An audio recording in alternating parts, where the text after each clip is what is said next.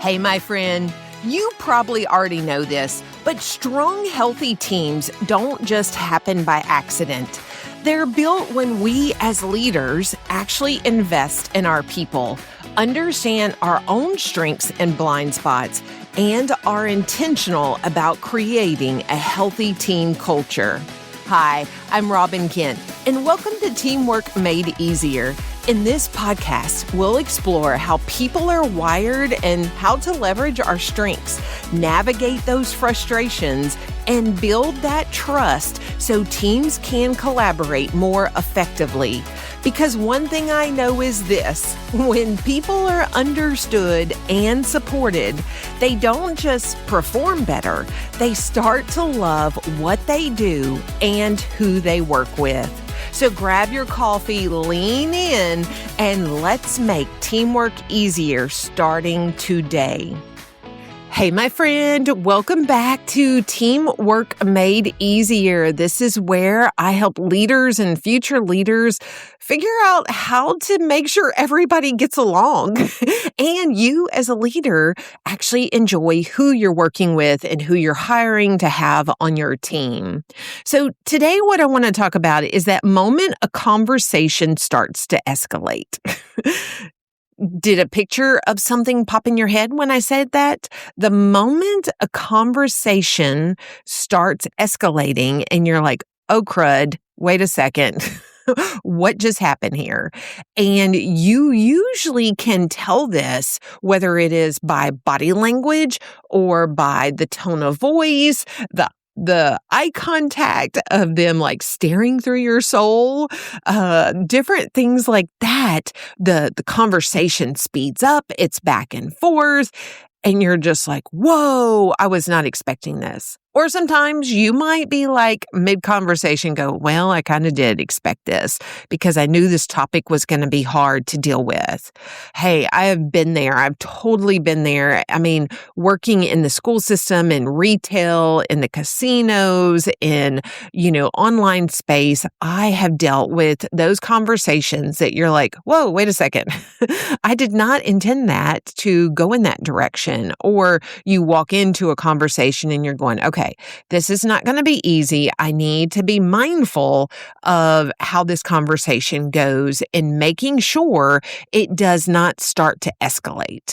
Because I'm sure, as you know, if your conversation starts to escalate, then your production starts to decrease. The productivity of the conversation starts to diminish and go away, and you usually are not as productive. And it's usually not a good thing on either people's side. So I want you to stop and think maybe the last time that you were in that situation and think about what you did and how could you have done something differently?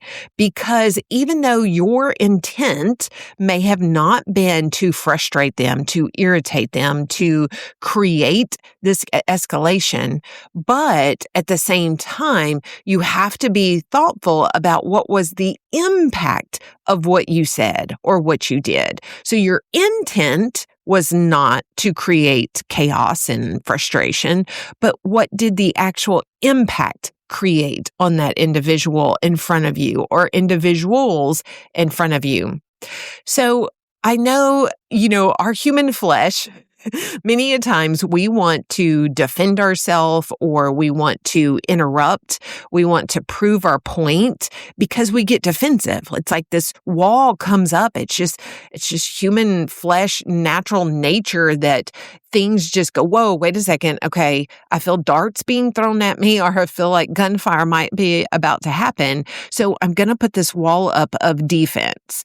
And when you get to that state, then that is where typically the conversation really escalates because it's two people that are escalating, two people that are throwing darts back and forth, you might say, with their words, with their actions, with their thoughts.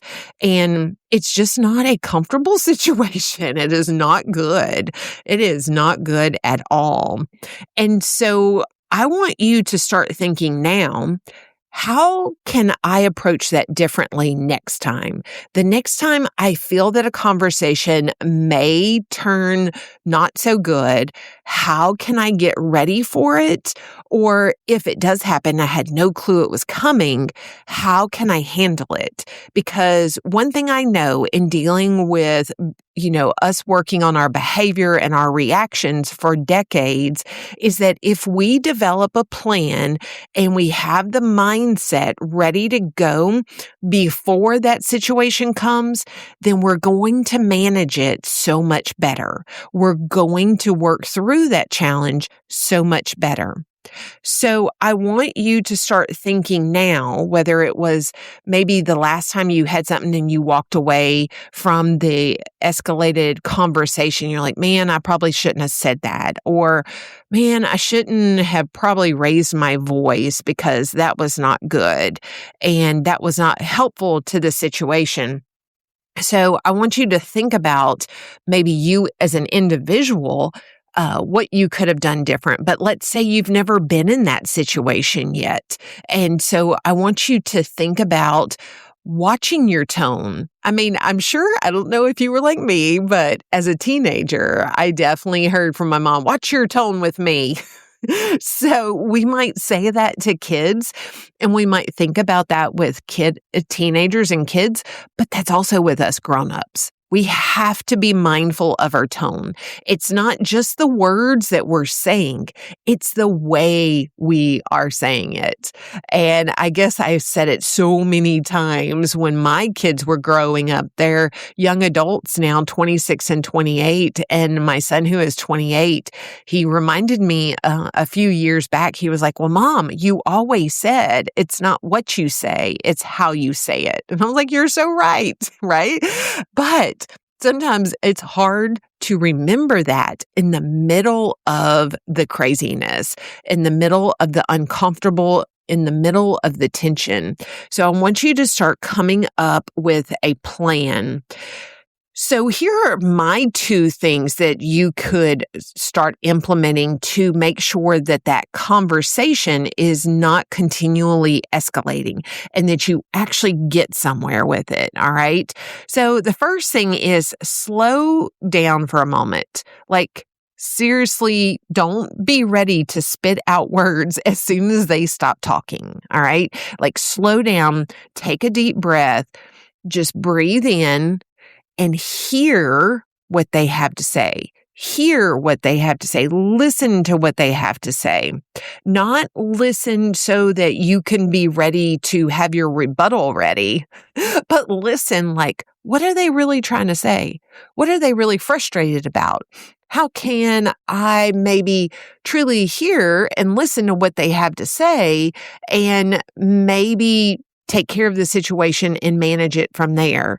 So that's number 1 is slow down and pause, maybe even ask a question instead of yelling at them, or instead of being ready to defend yourself, you could say, can you tell me more about what that is that you're so frustrated about right now? Or tell me, how did you get to this state? You can ask those open-ended questions so that you can get some more information and lean in with curiosity. And number 2, focus on understanding.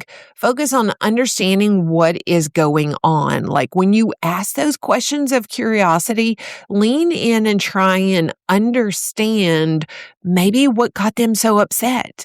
Was it you? Was it somebody else on the team? Was it maybe an action that actually happened that they were left out of? What was it that really got them so frustrated? Like, when you're slowing down, when you're breathing, make sure to stop and listen before you start trying to solve the problem. All right. It's so much easier when you're truly solving the problem that they're really having, but you have to slow down and figure that out. So I want you to take time this week and figure out what's going to work for you in some possible situations that might be coming up or, that could happen down the road. Like what fits your personality, what fits who you are, and how you can be the solution to de-escalate the situation. Because when you're able to do that, I have seen time after time after time, if you are intentionally trying to de-escalate the situation, then the situation actually de-escalates. I've seen it with kids. I've seen it with grown-ups. I've seen it with other team members. I've seen it time and time again that when one person slows down and starts to try and make sense and think reasonable, then the other person will too. So, all right, my friend, I hope that was helpful. And again, I do this with teams all the time. I am working with teams and individuals and leaders and helping them navigate situations just like this. Like, what do I do with this? Like, I'm a leader and I've earned this title and all these kind of things, but I don't know how to deal with this personality. Like, it's somebody I've never dealt with before. What do I do? What do I say? Reach out, talk to me. Let's talk and see what I can help you accomplish so that you can continue on the path that you have in front of you, but loving what you do and who you work with. So I'm here for you. Reach out to me. Again, contact information is down below this podcast. I would love to hear from you.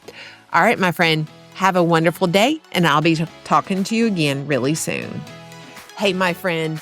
Thanks so much for spending this time with me on Teamwork Made Easier. My hope is that today's conversation helped you see yourself, your team, or your leadership just a little more clearly. If you want to take this a step further, I'd love for you to grab my How You Are Wired to Work productivity tool. It's a simple, practical way to understand how you naturally work best, what gives you energy, and what might be quietly draining you, so you can work with more clarity, less frustration, and a whole lot more ease. Go to robinkent.com/tool. That's robinkent.com/tool. You can find the link down in the show notes, because when you understand how you're wired and how the people around you are wired, it changes the way you lead, the way you collaborate, and the way your team shows up. All right. Thanks again for being here. If this episode was helpful, share it with a friend or another leader who could use it. And be sure to join me next time as we keep building teams where people love what they do and who they work with.